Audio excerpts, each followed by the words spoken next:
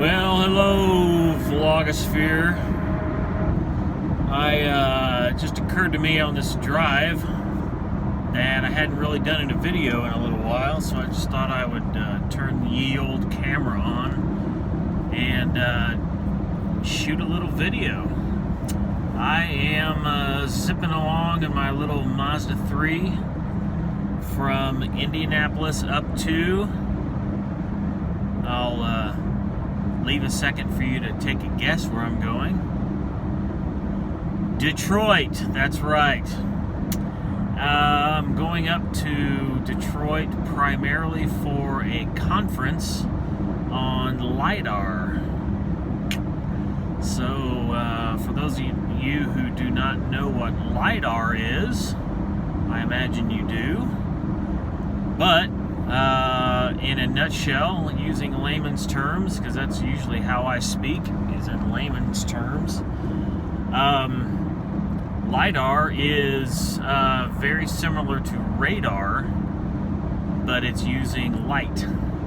So, in a radar application, it uses radio waves to broadcast out to a space.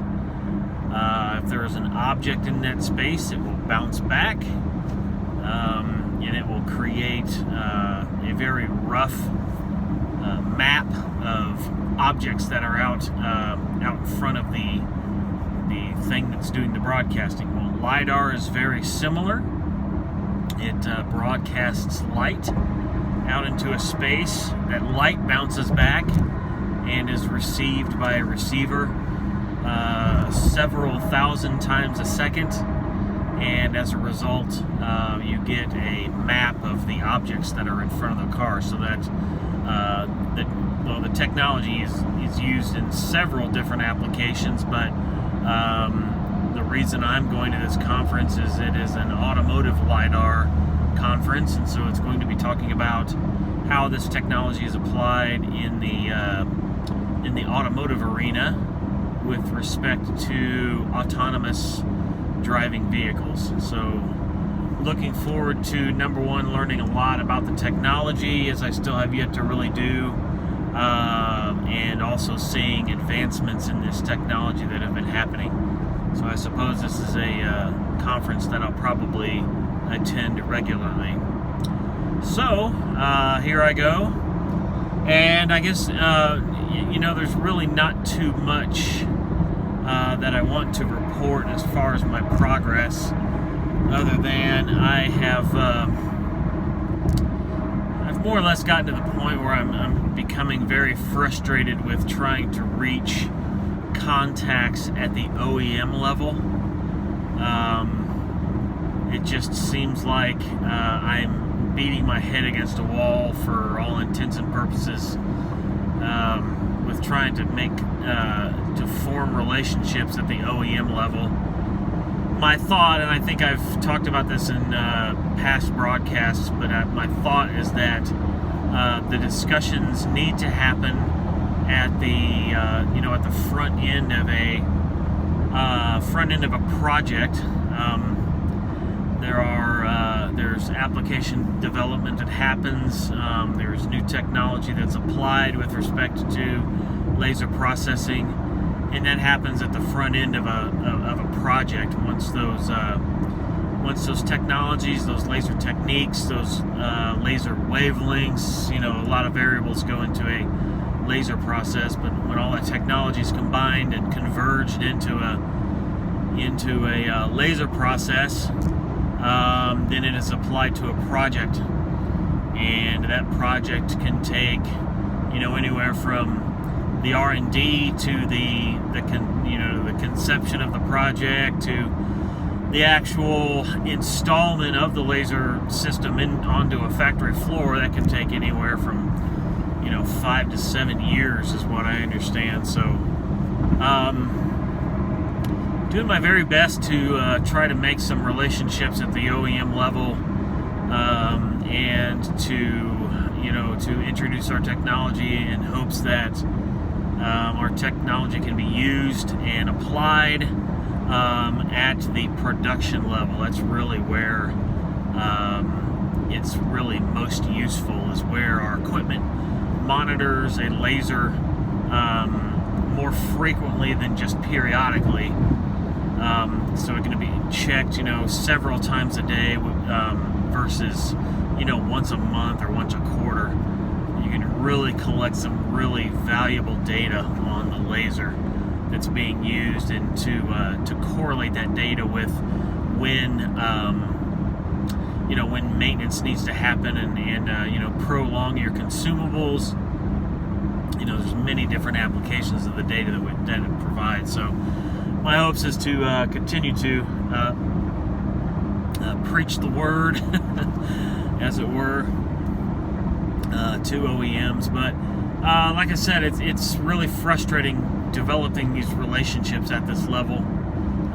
You either have something that is extremely valuable to them and that is going to save them time and money, or you don't, and you aren't given the time of day. It seems like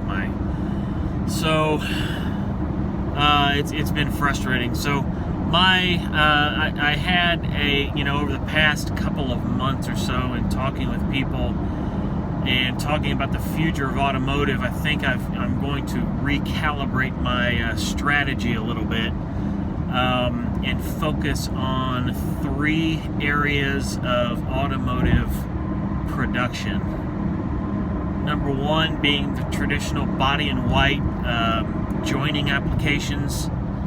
There's always, regardless of the history of the car or what is coming down the pipe with respect to how automotive is going to change, I think there's always going to be body in white joining applications. The car is always going to have a body made of steel, aluminum, a combination of those materials, carbon fibers, and they're going to need to be joined somehow. And laser welding is always going to be there, I believe, with respect to those joining applications. There's always going to be laser seam welding, there's always going to be laser spot welding, and there's always going to be laser brazing, and I don't think that's going to change. And there's always going to be laser cutting, and I don't think that's going to go anywhere anytime soon. So I'm going to focus in on people fine-tuning and applying new technologies to those applications. Number 2 is battery welding. I think that it's that most people who are monitoring or are involved with the powertrain of the vehicle, most everybody is in agreement that it will be going electric. How soon, is really anybody's guess, but it's very, very much on the horizon, and it's very much going to be a key player in powertrain of a vehicle. So there is a lot of laser welding that goes into the production of a battery. 3 key components. One is the hairpin connections on a laser cell, the bus bars that connect the laser cells together, and then finally the laser weld that goes around the seal of the battery component, the battery enclosure. There may be some other laser processing involved, but I believe those are the 3 big laser processes, or laser joining, laser welding. And then third, like I talked about already, is LiDAR. Since LiDAR is light-based, there is going to be a need for characterizing laser sources. There's going to be a need for qualifying a completed product, and maybe even eventually certifying a product to some set of standards. And beam profiling especially is going to be a key technology that's going to allow customers to allow our customers, allow producers of LiDAR systems to qualify and to certify their processes. So that's kind of where I'm going to be focusing my efforts for now. Just kind of looking at the future, knowing that the future of automotive is in a very transitional state right now, and it's just, you know, forming the relationships at the front end, I think, are going to be very key, knowing that eventually, you know, it could take years, it could take months. I just don't know before our technology, number one, is actually accepted, and that's another thing that I should talk about eventually, and applied in a way that's going to give very useful data to all of these areas. So that's where I'm at right now. Hope you all are doing well, and I always welcome your feedback and welcome your comments. Otherwise, have a great day, and go do your best.